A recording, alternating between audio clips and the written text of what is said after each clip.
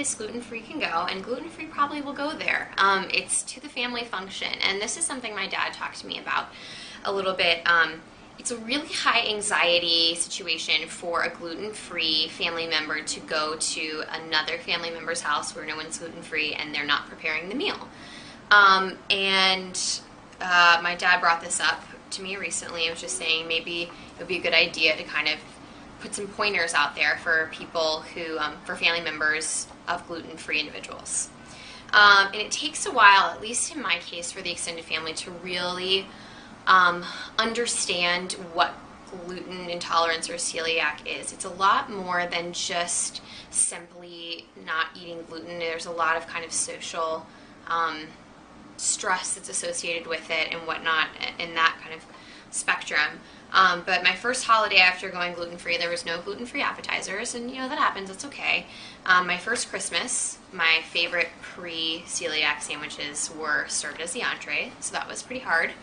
And eventually gluten-free items started to show up, but they were mixed with in the same serving bowls as the regular glutinous items. So this, you want to yell and scream because it's hard, but if you think about how long it's taken you to master your diet, no one is going to really just jump on this bandwagon, and a family member's just going to be like, oh, I know exactly what I'm doing, and I'm going to, I know how big a deal it is to have everything gluten-free, at a family function. So, think about how many doctors don't even honestly know what celiac disease is. So it's hard to, when I want to be sad, I just realize my family doesn't understand, and it's not that they're not trying, it's just a hard thing to understand. So my aunt actually called my dad for Father's Day and asked, how she can make a gluten-free meal, a brunch for them. So I decided to kind of make this video for family members who are stepping up to the plate and cooking gluten-free for someone not being gluten-free themselves. So feel free to take notes, or I'm happy to send this, email this video to the person who's cooking, because it might be helpful. I've kind of made a 10-step guide of things to just think about when you are cooking for someone who's gluten-free. And remember, the main gluten culprits are wheat, barley, rye, and oats, but gluten can show up in a lot of places like Twizzlers and soy sauce. So it's not just those, it's not as simple as it looks. And number one, you must have a clean environment. The first full G-free meal I had was from a good family friend, and they made this gluten-free Thanksgiving for me, and they actually even bought new sponges to wipe down the counters, and I did not get sick at all, and the meal was incredible.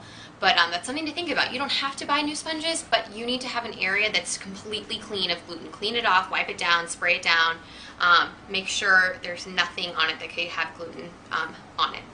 Number two, if you use a wooden cutting board for most of your stuff, and most people do, get a plastic cutting board to cut anything G-free on, and again, anything naturally gluten-free, like vegetables and fruit, should be cut on this surface as well, not on the wooden cutting board. If you use anything like cast iron skillet or stones, you cannot cook gluten-free in those because they're porous, and you need to use a clean pot and pan. It also doesn't help just to take a paper towel and wipe it down real fast before you actually cook in it. Number four, brands matter. So just because one brand of vanilla ice cream may be gluten-free, it doesn't mean every brand of vanilla ice cream is gluten-free. And while there are so many products on the market right now that are gluten-free that are awesome, there are still some that kind of taste like cardboard. So this is a good way to consult with your gluten-free family member and say, what brand of mayonnaise do you use? What's your favorite chocolate chip cookie? It's a good way to kind of pick brands instead of just guessing along the way.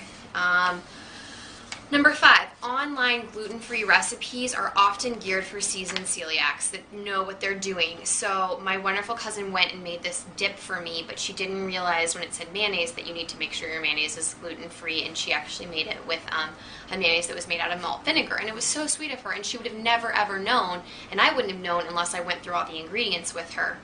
So if you go online to find a gluten-free recipe, you need to actually check and make sure that all of the ingredients in that recipe are gluten-free. Just because it's listed doesn't mean it's naturally gluten-free, which is very tricky. Number six, It doesn't matter how much gluten is in the recipe, it will make me sick. Someone has asked me or said to me, it only has 1/8 of a tablespoon of flour in the whole recipe, so you won't get sick, right? And like, actually, I can't have a piece of bread touch my food. So any gluten in anything will make that person sick. And that brings me to the issue of cross-contamination, and that's the hardest part of maintaining a gluten-free diet. Everything needs to be wiped down. If a piece of pasta falls in a gluten-free chicken salad, it's unfortunately cross-contaminated. So you be very careful when cooking gluten-free. Number 7, double check your cooking and baking habits. You may have spent hours finding gluten-free flours and made wonderful gluten-free muffins, but out of habit you may dust the muffin tin with flour. So just make sure that your habits have become gluten-free at this point. Number 8, when grilling, it's safe to cook the gluten-free meal in tin foil because it's hard to clean all of the marinades that probably have soy sauce or some kind of wheat-based ingredient and them off of the grill. So cook it in foil. And honestly, if you really want extra points, cook everyone's in foil because celiac, there's nothing like a celiac who gets a meal that looks like everyone else's. That's true love. So just an extra some bonus points from that. And number 9, just because it didn't make them sick before doesn't mean it won't make you sick now. So if you grew up, having some kind of chicken with sauce on it and the person never got sick, chances are they probably were getting sick and didn't realize it. And now the gluten is out of their system, any tiny bit of it will actually make them sick again. So don't in your mind just say, oh, that sauce was fine, 5 years ago. It's not fine anymore. And you need to check all labels to make sure, it says gluten-free or it doesn't have any ingredients in it. And number 10, call the person you're cooking for. Don't think you can tackle this first G-free meal all on your own. It is a big undertaking. It takes years to master the gluten-free diet. You are already a gem for trying to tackle this, and it means it just means so much to the person you're cooking for because it's a lot of work and it shows you kind of just a day in the life of their lifestyle. And obviously people like me, I live it every day, so it's not as big as this list sounds because I'm used to it. I know what to cook. I know how to cook. But we know as celiacs and people who are gluten-free how big of a deal it is. So it matters so much for someone to take on this project. And food is love in a lot of ways. When people spend a lot of time in the kitchen trying to create a meal and everyone comes together to share it, it really is love. And it's just a wonderful, wonderful thing to be able to have everybody at the table eat the same thing. So if you have any questions, feel free to email me about this. It's Tinsley@Celiebo.com. But remember, talk to that wonderful person who you care enough for to cook this gluten-free meal for. So thank you so much for watching. As always, it's from Have Not to Having Gluten-Free Dieting.